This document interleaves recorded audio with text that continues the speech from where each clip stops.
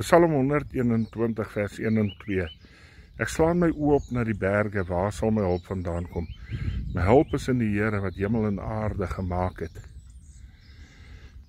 Baie mense sê dat wat dit vir 'n mens beteken is dat wanneer jy na die berge kyk, dan besef jy die grootheid van God en die almag van God.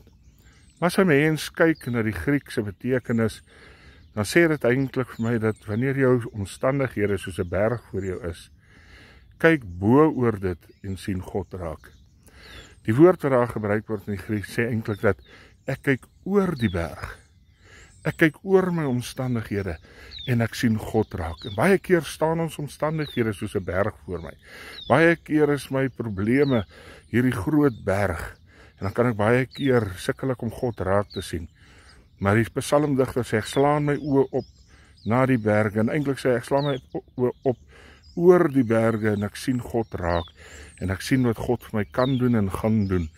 Hou vas, byt vas in Jesus naam.